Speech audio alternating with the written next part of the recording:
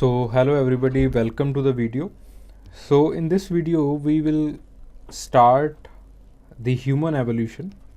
ठीक है, तो जो हमारी पिछली वीडियोस थी उनके अंदर हमने जो है वो बायोलॉजिकल एंथ्रोपोलॉजी जो है वो ख़त्म कर ली थी। यानी कि जो पहला है आपके पास मेथड्स जो थे, the methods of biological anthropology till chromosomal aberrations, हमने जो है ये सारी चीज़ें जो है वो ख़त्म कर ली थी। From the methods towards the chromosomal aberrations we have all completed them, हमने जो है ये सारे कंप्लीट कर लिए थे। So now we are heading towards the human evolution. हम ह्यूमन एवोल्यूशन को करने की कोशिश करेंगे और इंसान का जो इमर्जेंस है वो कैसे हुआ है इसको देखने की कोशिश करेंगे।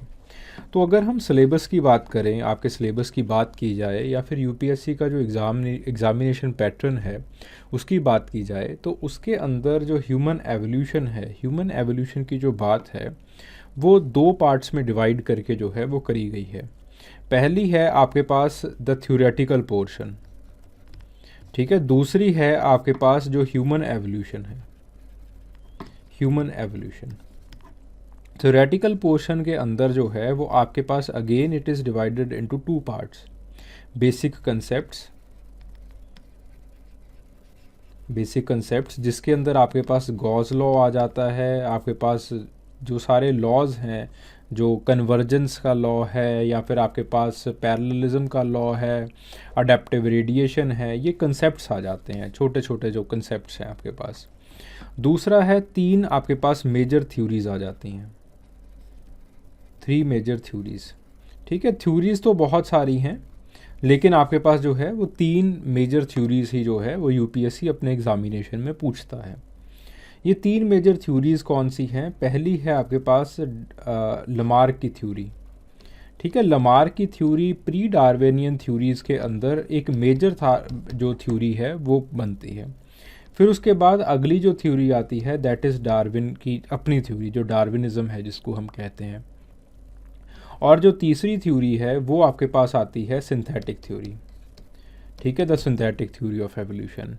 डार्विनिज्म जो है, डार्विनिज्म के बाद मेंडल के जो लॉज हैं उनकी खोज हुई, मेंडल के जो लॉज हैं उनको रीडिस्कवर किया गया, उनकी खोज की गई। तो डार्विन की थ्योरी और मेंडल के लॉज को जब हम मिलाते हैं तो आपके पास पोस्ट डार्विनिज्म बन जाता है, ठीक है। पोस्ट डार्विनिज्म के अंदर बहुत सारे लोग आते हैं, अपनी अपनी जो है वो अलग अलग जो थ्योरीज़ हैं वो देते हैं, ठीक है। एक म्यूटेशन की थ्योरी बन जाती है, एक म्यूटेशन का स्कूल बन जाता है। उसके बाद म्यूटेशन को कैसे असेस किया जाए उसके ऊपर बात होनी स्टार्ट हो जाती है। आपके पास और बहुत सारी जो है वो चीज़ें, जीन फ्लो के ऊपर, माइग्रेशन के ऊपर जो है वो काम किया जाता है। ऐसी बहुत सारी चीज़ों के ऊपर जो है वो काम किया जाता है। तो आपके पास एक पोस्ट डार्विनिज्म बन जाता है और पोस्ट डार्विनिज्म धीरे धीरे धीरे धीरे धीरे धीरे अपने आप को और रिफ़ाइन करता करता जो है वो आपके पास सिंथेटिक थ्योरी में जो है वो बदल जाता है। सिंथेटिक थ्योरी का जो असल डेवलपमेंट है वो आपको पोस्ट वर्ल्ड वॉर सेकेंड में जो है वो देखने को मिलता है। हिटलर जो है वो यूरोप के अंदर तबाही मचा देता है। हिटलर से डरते हुए बहुत सारे जो साइंटिस्ट हैं, बहुत सारे जो जेनेटिक्स का ज्ञान रखने वाले लोग हैं, वो जो हैं वो आपका अमेरिका के अंदर चले जाते हैं। तो जब वो अमेरिका के अंदर जो है वो चले जाते हैं तो वो बाकी लोगों से मिलते हैं। जो अमेरिका है वो अपनी यूनिवर्सिटीज़ के अंदर ऐसे बड़े बड़े वैज्ञानिकों को जो है वो जगह दे देता है। सो वो जो है वो बाकी लोगों से मिलते हैं और आपके पास एक सिंथेसिस होता है जिसको हम कहते हैं that this is the synthetic theory of evolution. और फिर जो है वो एवोल्यूशन की एक कंप्रीहेंसिव पिक्चर जो है वो आपकी सिंथेटिक थ्योरी ऑफ एवोल्यूशन जो है वो आपको शो करती है, ठीक है। फिर आगे आपके पास ह्यूमन एवोल्यूशन की बात आ जाती है। तो जब हम ह्यूमन एवोल्यूशन की बात करते हैं तो ह्यूमन एवोल्यूशन के अंदर जो है वो दो तरह से जो है वो एवोल्यूशन को अगेन स्टडी किया जाता है। पहला है आपके पास जब आप प्राइमेट्स के साथ कंपेयर करना स्टार्ट कर देते हो, जब आप प्राइमेट्स के साथ जो है वो कंपेयर करते हो, तो एक छोटा सा जो है वो प्राइमेटोलॉजी का पार्ट है जहाँ से ये सवाल पूछे जाते हैं कि प्राइमेट बिहेवियर के बारे में, प्राइमेट के अंदर कल्चर होता है, या फिर ये सवाल पूछ लिया जाता है कि क्या कल्चर ह्यूमन बींग्स को यूनिक है। तो ऐसे सवाल जो है वो पूछ लिए जाते हैं, वो सारी चीज़ें प्राइमेटोलॉजी के अंदर हम स्टडी करते हैं। फिर उसके बाद आपके पास ह्यूमन एवोल्यूशन की बात हो जाती है। ह्यूमन एवोल्यूशन जिसके अंदर आपके पास जो है वो ऑस्ट्रेलोपिथेकस से लेके होमो सेपियंस तक जो है वो होमो erectus, Homo habilis, Homo habilis, होमो इरेक्टस, ये जो सारे हैं, नियंदरथाल मैन, फिर आपके पास जो है वो होमो सेपियंस तक जो है वो एक एवोल्यूशन जो है वो चलता है। ठीक है, तो ये आपके पास ह्यूमन एवोल्यूशनरी ट्री है।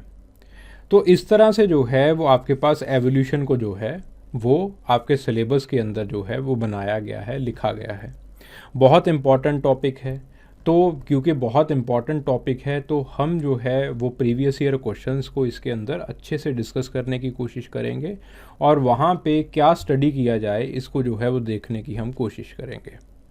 ठीक है, तो आपके पास जो थ्योरीज़ हैं एवोल्यूशन की, हम पहले जो है वो थ्योरीज़ को पकड़ेंगे, बेसिक थ्योरीज़ को पकड़ा जाएगा। थ्योरीज़ के अंदर हम पहले देखेंगे कि वाकई में आपके पास एवोल्यूशन होता है या नहीं होता। फिर जो है वो हम एक एक थ्योरी के पास जाएंगे, उस थ्योरी का क्रिटिसिज्म करेंगे, उस थ्योरी को सब्सटेंशिएट करने की कोशिश करेंगे।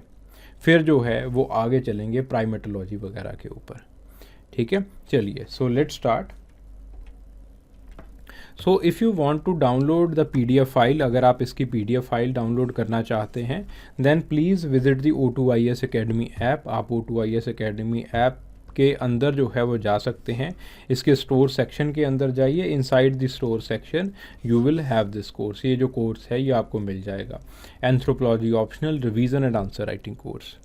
इस कोर्स के अंदर जो है वो आपको एक PDF फाइल जो है वो मिल जाएगी और इस PDF फाइल के अंदर जो है वो आपको सारा का सारा मटेरियल जो है, जो भी इस सीरीज़ के अंदर आ रहा है वो सारा का सारा मटेरियल जो है वो मिल जाएगा। ठीक है, so this is anthropology day 18th, ये 18th डे है, human evolution and emergence of man. So these are the questions और these are the previous year questions that has been asked। ये जो है वो आपसे सवाल जो हैं वो पूछे जा चुके हैं। सो पहला जो क्वेश्चन यहाँ से पूछा गया है, elucidate how the Darwin and the post Darwin theories of evolution resulted in the development of the synthetic theory। ठीक है, अब यहाँ पे जो आपके पास डार्विन की थ्योरी के बाद, इवन डार्विन की थ्योरी भी, जो आपके पास डार्विन की थ्योरी है और डार्विन की थ्योरी के बाद जो पोस्ट डार्विनियन थ्योरीज़ हैं वो कौन सी आई हैं और कैसे धीरे धीरे आपके पास म्यूटेशन जैसे रिकम्बिनेशन जैसे कंसेप्ट जो हैं वो इवॉल्व होते गए एंड इवेंचुअली आपके पास जो है सिंथेटिक थ्योरी बन गई। सो ये जो क्वेश्चन है again it has come from the Darwin की थ्योरी और आपके पास पोस्ट डार्विन की थ्योरी जो है वो कौन कौन सी थ्योरीज़ हैं और कैसे कैसे आपका एवोल्यूशन हुआ है वो आपने समझाना है। फिर आपके पास पोस्ट डार्विनियन थ्योरीज़ और सिंथेटिक थ्योरी के अंदर एक चीज़ आती है म्यूटेशन, उसको जो है वो आपको समझाना है। ठीक है, explain the biological changes that made the human beings capable of making culture. अब यहाँ पे भी आपको जो है वो एवोल्यूशन कैसे हुआ है बायोलॉजिकल चेंजेस के अंदर वो समझाना है। ठीक है, देन आपके पास बायोलॉजिकल एंड कल्चरल फैक्टर्स, ये जो दोनों चीज़ें हैं, बायोलॉजिकल फैक्टर्स क्या हैं, कल्चरल फैक्टर्स क्या हैं, एक बार हम थ्योरीज़ कर लेते हैं तब ये जो फैक्टर्स हैं ये जानने आपके लिए इजी हो जाएंगे। ठीक है, तो अब एक बार जब आपके पास थ्योरीज़ हो जाएंगी then we will move towards these factors. फिर हम जो है वो धीरे धीरे करके जो है वो इन फैक्टर्स की तरफ जो है मूव करते जाएंगे। Critically examine the Darwin's theory, Darwin की थ्योरी का क्रिटिकली एग्जामिनेशन जो है वो आपको करना है। यानी कि इसके अंदर जो है वो आपको अलग अलग ऑथर्स जो कि पोस्ट डार्विनियन ऑथर्स हैं उनके पॉइंट ऑफ व्यू जो है वो रखने पड़ेंगे। ठीक है, तो जब हम डार्विन को करते हैं तो डार्विन के बाद जो है वो आपके पास कुछ पोस्ट डार्विनियन ऑथर्स को या फिर कुछ पोस्ट डार्विनियन साइंटिस्ट को जो है वो स्टडी किया जाएगा। ठीक है, तो उनकी जो है वो उनकी जगह जो है वो इसके अंदर जो है वो आपको रखनी है। This is the critical examination, इसे हम क्रिटिकल एग्जामिनेशन कहते हैं। How the Darwinism it differs from the synthetic theory of evolution. ठीक है, अगर आपने दोनों का क्रक्स जो है वो आपको पता है तो you can easily solve this question, तो बहुत आसानी से जो है वो इस सवाल को सॉल्व किया जा सकता है। ठीक है, then the synthetic theory of evolution, question आ गया सिंथेटिक थ्योरी ऑफ एवोल्यूशन के ऊपर। फिर से क्वेश्चन जो है वो सिंथेटिक थ्योरी ऑफ एवोल्यूशन के ऊपर आ गया। फिर what is the organic evolution, give the evidences in the human evolution. क्या आपके पास ऑर्गेनिक एवोल्यूशन क्या होता है और ह्यूमंस के अंदर आपके पास जो है वो क्या एविडेंसेस हैं इसके। ठीक है, अब सवाल जो है थोड़ा सा बड़ा हो गया। जब 1990s के अंदर ऐसे ही सवाल पूछे जाते थे, थोड़े से वाइडर स्कोप वाले जो है वो सवाल आपसे जो है वो पूछे जा रहे थे। ठीक है, ऑर्गेनिक एवोल्यूशन क्या होता है और इसका जो है वो ह्यूमन एवोल्यूशन के अंदर जो है वो इसके एविडेंसेस आपको क्या मिलते हैं, आपको जो है वो इसके एविडेंसेस जो है वो समझाने हैं। ठीक है, then what is the organic evolution, organic evolution क्या है, इसकी थ्योरीज़ को जो है वो डिस्क्राइब कीजिए। फिर उसके बाद थ्योरी ऑफ ऑर्गेनिक एवोल्यूशन, फिर से थ्योरीज़ की बात आ गई। फिर उसके बाद elucidate the theories of the evolution as put by Lamarck, Lamarck की थ्योरी के ऊपर बात आ गई। So give a critical account of the process of the organic evolution and explain how it contributed to the speciation. ठीक है, तो आपका ऑर्गेनिक एवोल्यूशन कैसे हुआ है ये आपने बताना है। So this is the part that we will study after the theories. तो ये जो पार्ट है वो हम थ्योरीज के बाद करेंगे। ठीक है, देखिए, सो एक बार फिर से जो है वो हम इन चीज़ों को देख लेते हैं। देखो यहाँ पे सवाल आया डार्विन की थ्योरी और पोस्ट डार्विन जो है वो जो थ्योरीज आपके पास छोटी छोटी आती रही हैं उनके ऊपर क्वेश्चन आ गया।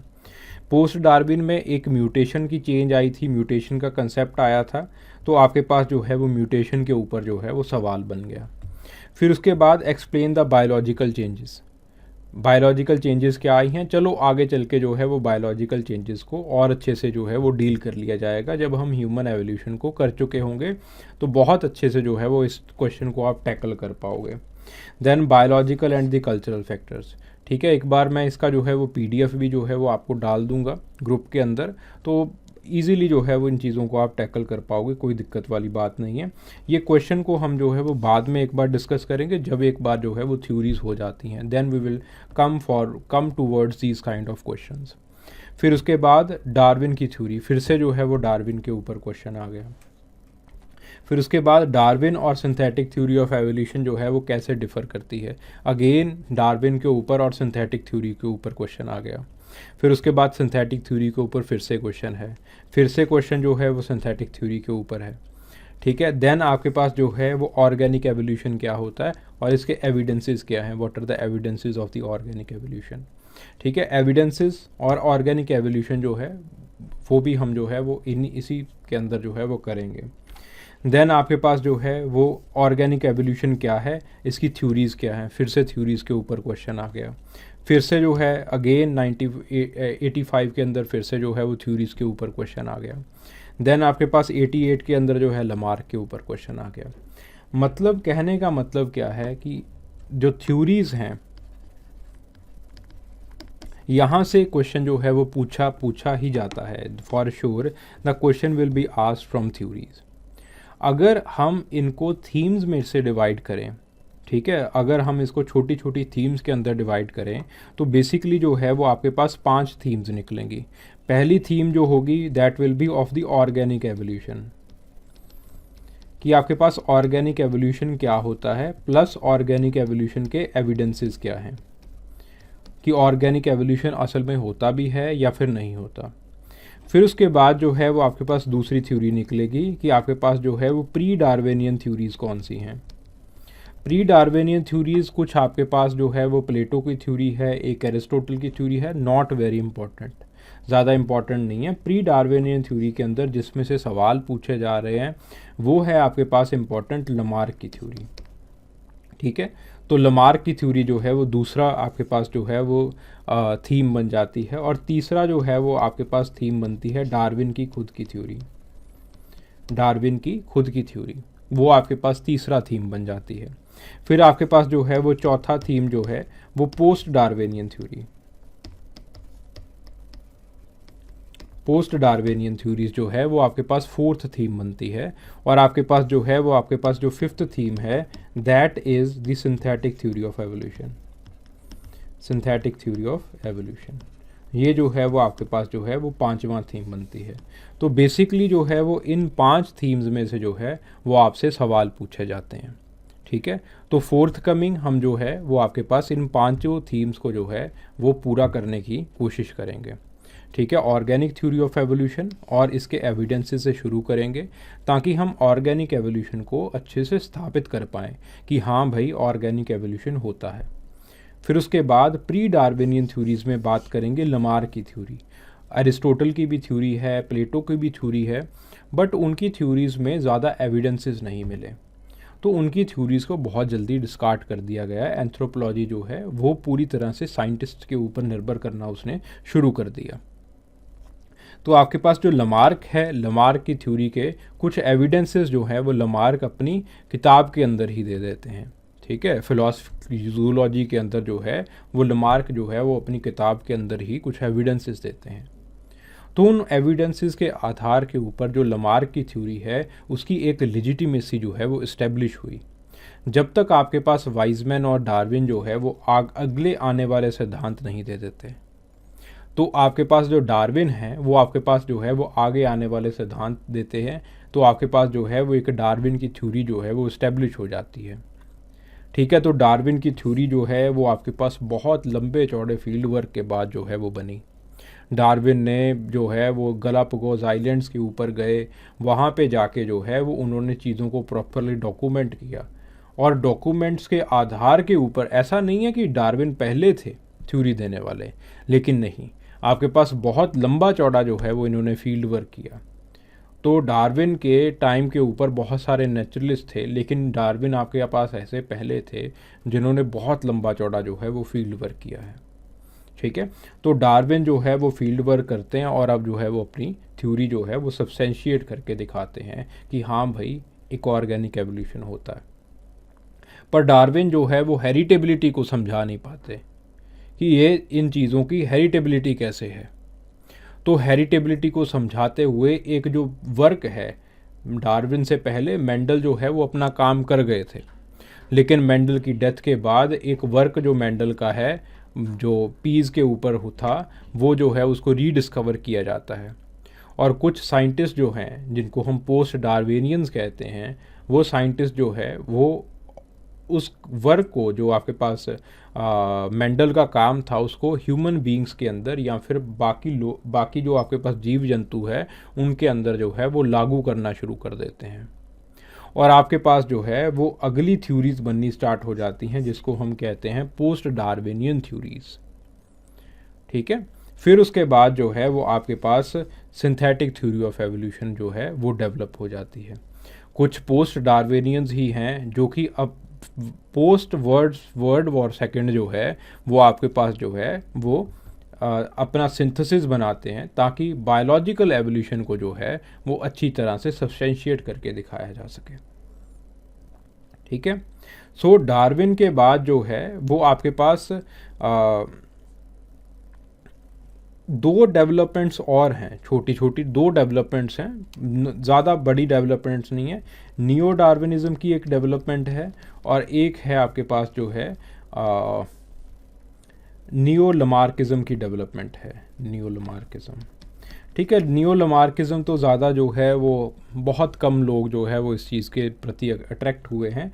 नियो डार्विनिज्म की जो है वो आपके पास एक काफ़ी बड़ी क्या कह सकते हैं कि एक डेवलपमेंट है। जैसे आपके पास कीटवल है, तो नियो डार्विनिज्म के अंदर बेसिकली जो है वो डार्विन को मानने वाले कुछ लोगों ने अपने एक्सपेरिमेंट्स किए हैं और डार्विन को जो है वो फिर से सिद्ध करने की कोशिश की है, उसको जो है हम नियो डार्विनिज्म कह देते हैं। एनीवेज सवाल जो है वो पूछे बहुत कम जाते हैं, लेकिन एक डेवलपमेंट है नियो डार्विनिज्म की भी। तो I will provide you a PDF, इसकी भी जो है वो मैं आपको जो है वो एक PDF दे दूँगा ताकि जस्ट आप गो थ्रू हो जाएँ, तो आपको हल्का फुल्का जो है वो आइडिया ज़रूर हो, अगर इन केस UPSC का कोई दिमाग घूमे और UPSC जो है वो कुछ शैतानी के मूड में हो जाए। ठीक है, तो आपके पास जो है वो आपके पास कम से कम कुछ लिखने के लिए जो है वो हाथ में होना चाहिए। So I will give you the PDF, मैं नियो डार्विनिज्म की आपको एक जो है वो PDF प्रोवाइड कर दूंगा। उसके अंदर नियो डार्विनिज्म के बेसिक फीचर्स लिखे होंगे और कौन कौन से जो है वो आपके जैसे कीटवल ने एक्सपेरिमेंट किया है, मोथ्स का एक्सपेरिमेंट है, वो नियो डार्विनिज्म के अंदर ही आता है। तो ऐसे कुछ एक्सपेरिमेंट्स हैं जो कि उस PDF के अंदर जो है वो आपको ईजिली मुहैया हो जाएंगे, ईजिली जो है वो आपको मिल जाएंगे। ठीक है। So this is how we are going to study. तो इसी तरह से जो है वो हम इन चीज़ों को पढ़ने वाले हैं, ठीक है। आई होप आपको जो है ये चीज़ें समझ में आई होंगी और इट वॉज़ वर्दी watching. Thank you very much.